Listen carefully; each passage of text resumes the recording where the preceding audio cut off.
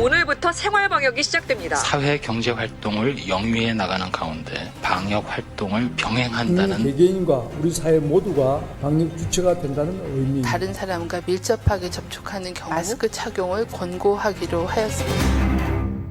사회적 거리두기를 시작한 지 45일 만인 오늘부터 사회적 거리두기를 생활방역으로 전환합니다. 그리고 일주일 후면은 고3부터 순차적으로 등교를 하게 되죠. 그런데 이 부분에 대해서 공개적으로 우려를 표한 분이 계세요. 다름 아닌 이재갑 교수였습니다. 여태까지 정부 시책에 자문하고 일선에서 뛰어온 분인데 왜 이번에는 이렇게 우려를 하시는 건지 만나보죠. 한림대 강남성심병원 감염내과의 이재갑 교수 스튜디오에 나오셨어요. 어서 오십시오, 네, 교수님. 안녕하세요. 네. 일단 생활방역이 뭐가 달라지는 겁니까? 이런 질문들이 꽤 많이 들어왔는데 개개인한테는 달라지는 거 크게 없죠. 그렇죠. 개개인이 이제 감염을 예방하는 그런 모든 방법들은 다 지켜주셔야 되는 부분이고요. 사실 그러기 때문에 일상생활 속에서 그거를 다 적용하기가 쉽지는 않거든요. 네. 이제 그런 부분들을 고려해서 정부에서 조금 더 좀 구체적인 대안들을 좀 마련을 했었으면 어땠을까 생각이 드는데 그 부분이 조금 아쉬운 상황이긴 합니다. 그러니까 2m 간격 두게 해야 되고 아프면 3, 4일 쉬어야 되고 마스크는 여전히 꼭 쓰셔야 되고 네. 손 씻고 환기하고 네. 다 똑같아요. 네. 그렇죠? 결국 달라지는 핵심은 그러면 학교 문 열고 도서관 문 열고 뭐 공공시설들 줄줄이 문 여는 거. 네. 요게 핵심입니까? 그렇게 되죠. 그러니까 가장 영향력이 큰 거로 보는 거는 일단은 이제 학교가 이제 등교 개학이 시작된다는 부분이고요. 그렇죠. 근데 이제 등교 개학과 맞물려서 저희가 걱정하는 것들은 이제 교회에서 지금까지 잘 지켜주셨던 부분들 있잖아요. 네. 교인들 좀 숫자 줄여서 예배드리고 온라인 예배 병행하고 이랬던 부분들인데 예. 이게 학생들이 등교도에서 밀집적인 그런 생활도 시작하는데 교회들이 우리는 그렇게 할 수밖에 없다 뭐 이런 얘기들 나오기 시작하거든요. 그러니까 그래서 전체 같이 모이는 그런 예배가 또 시작될 수 있는 그런 상황들이 이제 조성이 되고 있고요. 그리고 또한 일상적인 그런 좀 많이 참아주셨던 기업들 같은 경우에서도 재택근무들을 많이 하고 계셨는데 이제 생활 속 거리두기가 된다고 하니까 대부분 계속 유지를 해주시면 좋겠는데 그 부분이 또 다 대부분 이제 출근하게 하는 그런 상황으로 지금 바뀔 것 같아서 그러니까 밀집도 있는 생활들이 다시금 시작되는 부분들이 상당히 좀 우려가 되기는 합니다. 생활방역으로 전환의 핵심은 학교 등교다. 네. 그 이유는 지금 말씀하신 것처럼 학교에 3, 40명이 모여서 교실에서 공부도 하는데 네. 교회는 왜 안 되냐? 회사는 왜 안 되냐? 학원은 왜 안 돼? 결국 그 하나로 인해서 다른 것들도 줄줄이 다 네. 정상화가 됨과 동시에 마스크까지 벗어버리고 좀 느슨해질까 봐 이런 네. 걱정을 하시는 거군요. 그렇죠. 예. 교수님이 지금 말씀하신 그 부분들을 SNS에 글로 이렇게 예. 쓰셨는데 상당히 우려를 하시고 반대도 하셨다면 이번 등교에 대해서 반대하셨다면서요. 그러니까 등교는 뭐 불가피한 이제 학년들 같은 경우에는 등교를 하더라도 고3 같은 고3이나 중3은 이제 또 입시를 앞둔 상황이니까 네. 그렇게 돼도 그 학년만 출석을 하게 되면 공간을 좀 넓게 활용할 수 있잖아요. 그러니까 그렇게 되면 어느 정도 사회적 거리두기 형태, 그러니까 생활 속 거리두기 형태가 지켜지기 쉬운데, 근데 이제 단계적으로 이제 전학년을 이제 등교 개학을 하게 될 줄은 생각을 사실 못했습니다. 그래서 그럴 생각 못 하셨어요? 예, 사실 고3, 중3 정도 출석하고 그다음에 초등학교 1, 2학년은 온라인 수업의 효과가 약하기 때문에 그 정도 하면 나머지 학년들은 일단은 이제 온라인 수업이라든지 그런 이제 등교 수업을 좀 병행하는 형태로 해서 학교 전체의 밀집도를 좀 낮추면서 이번 학기는 가면 어떨까라고 저희는 이제 고민을 좀 했었는데 근데 좀 전격적으로 이제 등교 수업 전체 전학년 등교가 6월 1일 이후에는 되는 맞습니다. 부분이 됐기 때문에 예. 그런 부분들은 그러니까 저희가 예상을 좀 벗어나니까 그래서 약간 좀 멘붕이 됐었던 상황들이긴 했었습니다. 지금 저희라고 하시면은 그러면은 이재갑 교수 외에 뭐 지금 자문해 주시는 김호란 교수라든지 예. 이런 분들 다 그 자문단이 예, 다 자문단들이 좀 약간 좀 놀라긴 멘붕이 했었어요. 왔을 예. 그러니까 입시 때문에 어쩔 수 없는 고3, 중3까지는 예상하셨지만 하고 이제 초등학교 1, 2학년 예. 하고 유치원 정도. 온라인 어려운 예, 아이들 예. 예상하셨지만 전학년 등교는 그럼 예상을 못 하셨다는 얘기는 그렇게 전학년 등교가 6월부터 다 이루어지는 건 좀 위험하다란 뜻입니까? 예, 그러니까 왜 그러냐면, 그러니까 생활 속 거리두기라는 것 측면 자체가 사회적 거리두기 완화의 측면인데, 이거는 지역사회 내에서 어느 정도의 환자가 발생할 거를 용인하고 그러니까 통제 가능한 수준의 환자는 발생할 걸 예상을 하고 진행을 하는 거예요. 그러니까 지금처럼 환자가 아예 없을 거라고 생각하는 게 아니거든요. 그러니까 당연히 밀집된 생활들이 시작되고 사회생활이 시작이 되면 예. 이제 사람 간 접촉이 이제 늘어나게 되니까 감염병 환자들이 증가될 수밖에 없는 상황들이 되기 때문에 그러니까 그런 상황들에 대해서 이제 병원들도 준비를 해야 되고 의료진들 준비를 좀 해야 되거든요. 예. 근데 이제 그런 부분에 대해서 조금 이제 준비가 덜 된 상황에서 좀 급격하게 진행되는 측면들이 있어서 그래서 조금 이제 안타까운 마음과 또한 이제 의료진 입장에서는 상당히 준비를 다시 해야 되겠다 생각을 하게 된 거죠. 근데 사실은 이제 이렇게 결정을 한 이유가 어제는 보니까 하루 추가 확진자 3명 나왔는데 3명 다 외국에서 온 분들이고 네, 예, 예. 뭐 0명인 날도 최근에 있었고 네, 그렇습니다. 뭐 9명인 날도 다 외국에서 온 분들. 그럼 이 정도면 열어야지 도대체 언제 여냐? 백신 치료제 나올 때까지 안 연다고 하면 등교 안 한다고 하면 그럼 뭐 1년, 2년 안 할 것이냐? 이제 이렇게 말씀하시는 분들 계세요. 그러니까 이제 뭐 생활 속 거리두기를 하는 부분에 있어서는 반대를 하진 않았어요. 근데 다만 단계적으로 점진적으로 해야 되는데 그 이유 중에 하나가 지역사회 감염 정도를 객관적으로 판단할 수 있는 자료가 불분명하거든요. 단순히 확진자로만 하기에는 예. 너무 단편적이라는 거죠. 그럼 뭘 더 봐야 돼요? 그러니까 지역사회 내 실질적으로 이제 이제 그러니까 바이러스의 이제 전파 정도를 확인할 수 있는 여러 가지 방법을 좀 동원을 해야 되는데요. 그러니까 일단 제일 우려하는 거는 선별진료소에 내원하는 사람들 중에서 확진자 숫자가 지금까지 모니터 자료에 가장 중요한 자료였긴 했는데 그렇죠. 선별진료소에 오시는 분이 많이 줄었어요.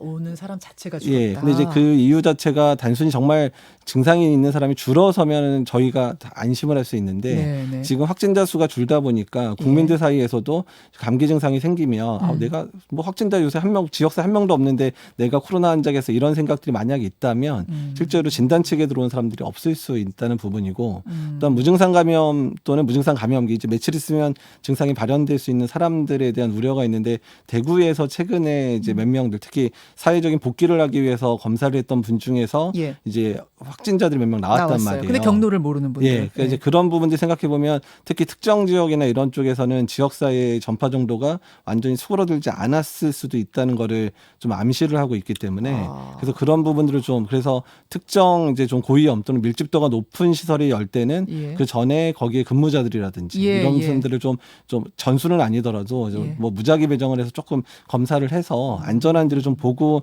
점진적으로 열었으면 어땠을까 이런 식의 생각을 했던 거죠. 이거는 이제 전문가, 네. 의료 전문가 입장에서 이렇게 생각하시는 게 어찌 보면 당연한 거죠. 네. 당연한 거죠. 다만 이제 정부는 경제적인 측면도 고려해야 네. 되고 종합적으로 판단하다 보니까 이 정도쯤이면 학교 열어야 된다 판단을 한 것 같아요. 왜냐하면 제가 아까도 말씀 잠깐 드렸습니다만 학교가 문 열면 그러니까 등교를 하면 그 주변에 뭐 미용실도 이제 아이들 네. 가서 머리 자르고 학교 식당 학원들 다 정상화될 거고 네. 결국은 이제 경제가 돌아가게 되는 시작이 등교더라고요. 또 네, 그렇습니다. 아이 돌보던 어머님들이 이제 외출해서 또 이분들이 움직이실 거고 예. 뭐 이런 식으로. 그래서 이제 결국은 결정을 이렇게 했는데 문제는 그럼 지금부터는 이왕 결정을 했으니 철저히 어려운 상황을 막아야 한다. 싱가포르 같은 상황 막아야 된다. 그것 쪽으로 가야죠, 우리가. 네, 맞습니다. 그러니까 이제 보완할 대책들을 잘 마련을 해야 되는데요. 일단은 이제 학교가 개학을 하기 시작하면 최근에 아이들이 사회적 거리두기를 철저히 잘해주면서 감기 환자가 상당히 정말 줄었고요. 예. 모든 호흡기 바이러스 감염 환자가 다 줄어 있는 상황이에요. 어허. 근데 이제 아이들이 학교에 이제 개학을 하기 시작하면 접촉을 하게 되면 호흡기 바이러스의 활성도가 당연히 증가될 거거든요. 그냥 감기 바이러스. 예, 감기. 코로나 아니어도. 예, 근데 이제 예, 그렇게 예. 되면 근데 사실 감기 증상이나 코로나 바이러스의 초기 증상이 유사하기 똑같죠. 때문에 그러니까 이제 앞으로 이제 병원에 내원하는 그런 이제 발열이 있는 소아 환자의 숫자가 늘어날 부분이거든요. 그러겠죠. 그러니까 지금 근데 최근에 사실 소아과에 환자가 없을 정도로 너무 없었던 상황인데 환자가 늘어날 거에 대한 대비들을 이제 하셔야 되는 상황들. 병원들뿐만 아니라 의원급 의료기관까지 준비를 하고 계셔야 예. 안전하게 진료할 수 있는 그런 시스템들 마련할 수 있고 예. 입원 시설 특히 소아에서의 입원 시설 이런 부분들이 많이 부족하기 때문에 그에 대한 확충도 준비를 같이 해나가야 되는 상황입니다. 만에 하나 네. 학교에서 한 명이 생겨서 마치 대구 신천지처럼 폭발할 경우 그 지역사회 의료가 감당할 수 있는가 이것도 대비해야 된다는 얘기 계속하고 계시죠. 네, 맞습니다. 그래서 네. 또 이제 저희가 좀 황당했던 거는 당연히 선별진료소의 로딩이 늘어날 수밖에 없는 상황이 될 건데 부담이. 근데 보건복지부에서 선별진료소를 줄인다는 얘기를 하면서 이게 방향이 안 맞거든요. 그러니까 당연히 어느 정도 학교에 개학이 되더라도 환자 숫자가 늘어나지 않는 게 확인될 때까지는 현 체제를 유지를 해야 되고요. 아, 그건 중요한 부분이에요. 예, 그리고 이제 병원급 의료기관 같은 경우에서도 선별진료소가 이제 대부분 컨테이너라든지 임시시설이나 많이 덮거든요. 네, 네. 그러니까 이제 상시 진료시설 형태로 안전한 시설 형태로 계속 변환이 돼야 되니까 이 부분에 대해서는 상당하게 정부에서의 지원책이 반드시 마련돼야 되고요. 다만 한 가지 지금 의원급 의료기관들이 이런 환자 진료에 개입을 못하고 있었는데 예, 다행히 호흡기 발열 클리닉에 대해서 의사협회에서 찬성을 하기 시작했기 때문에 예. 이 부분도 지금부터 빨리 준비를 해야 한두 달 이상 뭐 몇 개월 이상 걸리는데 가을이나 겨울철에 혹시 다시 유행할 수 있는 상황들을 대비해서 그런 의료체계 준비 작업들도 좀 속도를 내야 된다는 겁니다. 학교에서 학생이나 선생님들이 지켜야 할 부분도 한번 볼게요. 네. 제일 궁금한 거. 이제 마스크를 내내 쓰고 있어야 돼요? 쉬는 시간, 수업 시간 뭐 계속? 밥 먹을 때 빼고? 지금은 이제 지역사회 감염이 정말 없다라는 게 확인되기 전까지는 그 상황들을 계속 지켜야 될 상황이고 그다음에 환기도 잘 해야 될 상황들이고 그래서 그 부분도 지켜야 될 것 같고요. 특히 식사와 같은 경우에서도 너무 이제 식당에 밀집하지 않기 위해서 좀 식사 장소를 좀 나눠서 하는 방법들도 고려는 해야 될 것 같습니다. 초등학교 1, 2, 3학년이 근데 이 마스크 끼고 하루 종일 있으라고 한다고 해서 잘 지킬 것인가 이 아이들이 요즘 걱정되긴 하네요. 네, 그래서 그 부분 때문에 환기를 더 잘할 수 있는 조건들을 만들어야 되는 부분이 중요합니다. 이제 더워집니다. 네. 에어컨 아니면 선풍기 교실에서 틀 거거든요. 네. 틀어도 됩니까? 이제 그 부분도 이제 논의 중이라고 들었고요. 그러니까 자료가 많지 않은데 어쨌든 에어컨이 기류를 형성하기 시작하면 바이러스가 침방울의 확산을 촉진할 수밖에 없는 상황이기 때문에 예. 방향성을 지키셔야 되고 에어컨을 틀었더라도 환기를 시키는 것들, 그러니까 몇몇 창문들은 열어서 이제 너무 더워서 에어컨 안 틀 수는 없으니까 그래서 이제 그 에어컨 바람이 이제 창문으로 이렇게 한 방향으로 갈 수 있게끔 어느 정도 이제 준비를 좀 해놓으셔야 될 것 같고요.